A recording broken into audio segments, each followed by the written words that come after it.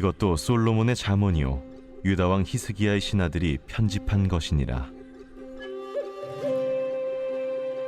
이를 숨기는 것은 하나님의 영화요 이를 살피는 것은 왕의 영화니라. 하늘의 높음과 땅의 깊음 같이 왕의 마음은 헤아릴 수 없느니라. 은에서 찌꺼기를 제하라.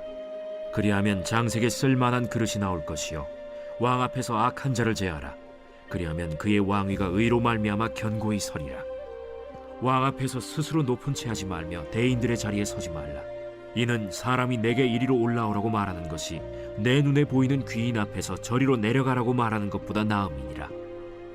너는 서둘러 나가서 다투지 말라. 마침내 내가 이웃에게서 욕을 보게 될 때에 내가 어찌할 줄을 알지 못할까 두려우니라. 너는 이웃과 다투거든 변론만 하고 남의 은밀한 일은 누설하지 말라. 듣는 자가 너를 꾸짖을 터이요 또 내게 대한 악평이 내게서 떠나지 아니할까 두려우니라. 경우에 합당한 말은 아로새긴 은쟁반의 금사건이라. 슬기로운 자의 책망은 청종하는 귀의 금고리와 정금장식이니라. 충성된 사자는 그를 보낸 이에게 마치 추수하는 날의 얼음 냉수 같아서 능히 그 주인의 마음을 시원하게 하느니라. 할렐루야. 오늘 하루도 말씀의 능력과 지혜로 승리하는 복된 한 날 되시길 축복합니다. 잠언 25장부터 29장까지는 솔로몬의 두 번째 잠언집에 해당됩니다. 그리고 오늘 본문은 히스기야 왕의 신하들이 편집한 솔로몬의 잠언집이 시작되는 부분입니다. 그래서 1절에서는 다음과 같이 언급하고 있습니다. 이것도 솔로몬의 잠언이요 유다 왕 히스기야의 신하들이 편집한 것이니라. 북이스라엘이 멸망한 후 남유다의 왕인 히스기야는 율법과 신앙으로 나라를 통합하고 예배를 회복하려 했습니다. 그 가운데 정리한 이 말씀에서 우리도 신앙생활과 예배생활의 회복을 기대하며 본문 속에서 영적인 지혜를 발견하기를 소망합니다. 지극히 높으신 하나님께서는 전능자의 지혜와 능력으로 우주 만물을 창조하셨습니다. 로마서 1장 20절에서 하나님의 영원하신 능력과 신성이 그가 만드신 만물에 분명히 담겨 있다고 말씀하신 것처럼 온 우주 만물에는 하나님의 지혜가 감추어져 있습니다. 2절 보겠습니다.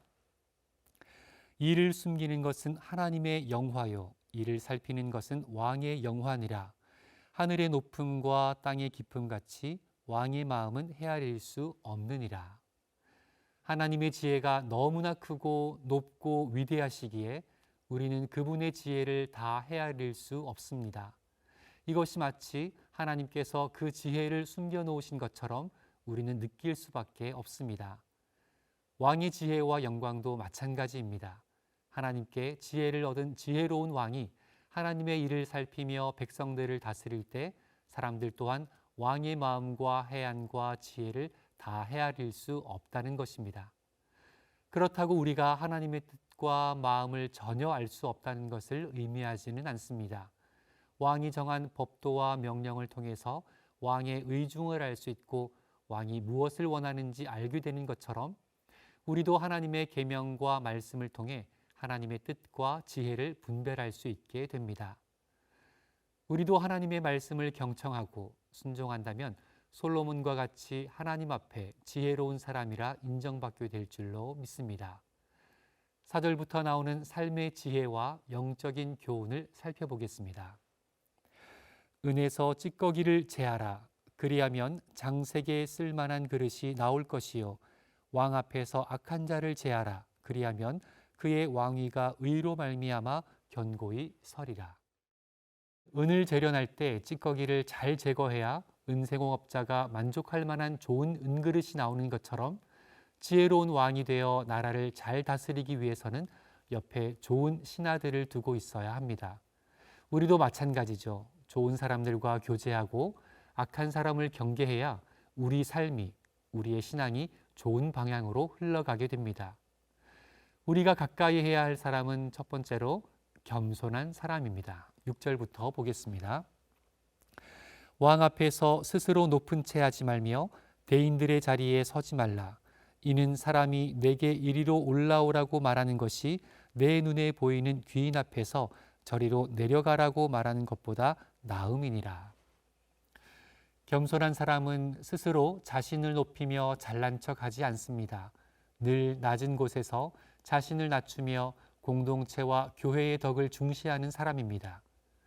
예수 그리스도께서 인간의 몸을 입고 이 땅에 오시기까지 낮아지셨던 것처럼, 그리고 십자가에 달려 죽기까지 겸손히 하나님의 뜻에 순종하셨던 것처럼 우리도 그렇게 낮아져야 합니다. 하나님의 뜻을 우선해야 합니다. 저는 누군가를 도와줄 수 있는 상황이 되거나 또 도움이 필요한 사람을 보게 되면 저의 능력 범위 안에서 기꺼이 도움을 주려고 합니다. 그런데 도움을 주고 싶은 마음이 싹 사라지게 만드는 사람들이 있는데 바로 교만하고 거만한 사람들입니다. 태도에 겸손함이 없는 사람은 도와줄 수 있어도 선뜻 마음이 움직이지 않는 것을 경험하게 됩니다. 베드로전서 5장 5절과 6절에서는 이렇게 말씀합니다. 하나님은 교만한 자를 대적하시되 겸손한 자들에게는 은혜를 주시느니라. 그러므로 하나님의 능하신 손 아래에서 겸손하라. 때가 되면 너희를 높이시리라. 사랑하는 성도님들, 사람들의 시선이나 나의 자존심이나 주위 환경을 의식하지 말고 언제나 하나님 앞에서 겸손한 삶을 사시길 권면드립니다. 하나님께서 옳다 칭찬하시고 하나님께서 높이시면 그것으로 충분한 줄로 믿습니다. 하나님께서 인정하시는 삶이 가장 영광스러운 인생임을 믿고 늘 겸손함으로 나아가는 진실한 주의 자녀들이 되시길 축복합니다. 우리가 가까이 해야 할 사람은 두 번째로 신중한 사람입니다. 8절 보겠습니다. 너는 서둘러 나가서 다투지 말라. 마침내 내가 이웃에게서 욕을 보게 될 때에 네가 어찌할 줄을 알지 못할까 두려우니라. 지혜로운 사람은 어떤 문제나 다툼이 발생했을 때 성급하게 법정으로 달려가지 않고 일의 전모를 파악하기까지 섣불리 판단하지 않는 사람입니다. 순간의 감정 때문에 문제를 키웠다가 마지막에 창피를 당하지 않도록 신중해야 합니다. 오히려 다툴 만한 일이 생겼을 때에도 절제력을 잃지 않고서 하지 말아야 할 말은 끝까지 하지 않아야 함을 경고합니다. 9절과 10절 보겠습니다. 너는 이웃과 다투거든 변론만 하고 남의 은밀한 일은 누설하지 말라. 듣는 자가 너를 꾸짖을 터이요 또 내게 대한 악평이 내게서 떠나지 아니할까 두려우니라. 또한 말을 해야 할 상황이라면 듣는 이에게 꼭 필요한 말만 하고 유익한지 헤아린 다음 해야 한다고 권면합니다. 11절과 12절입니다. 경우에 합당한 말은 아로새긴 은쟁반의 금사관이라. 슬기로운 자의 책망은 청종하는 귀의 금고리와 정금 장식이니라. 하나님께서는 우리 그리스도인들이 겸손히 행하기를 원하십니다. 그리고 신중하게 절제하며 덕이 되는 말을 하며 살기를 원하십니다. 이처럼 겸손하고 신중한 사람은 추수하며 땀 흘릴 때 마시는 시원한 얼음 냉수 같아서 주인의 마음을, 우리 주님의 마음을 만족시킬 것입니다. 13절입니다. 충성된 사자는 그를 보낸 이에게 마치 추수하는 날의 얼음 냉수 같아서 능히 그 주인의 마음을 시원하게 하느니라. 대림절을 보내는 이 기간에 주님께서 이 땅에 오신 의미를 다시 한번 새기면 좋겠습니다. 하나님의 뜻에 순종하여 가장 높은 곳에서 가장 낮은 곳으로 임하신 예수님처럼 겸손히 그리고 신중한 태도로 하나님의 마음에 합당한 삶을 살아갈 수 있기를 소망하며 그렇게 하나님의 의를 이루며 살아가는 선교적 교회로 승리하시길 축복합니다. 기도하겠습니다. 사랑의 하나님 아버지, 오늘 하루도 저희에게 허락하심에 감사드립니다.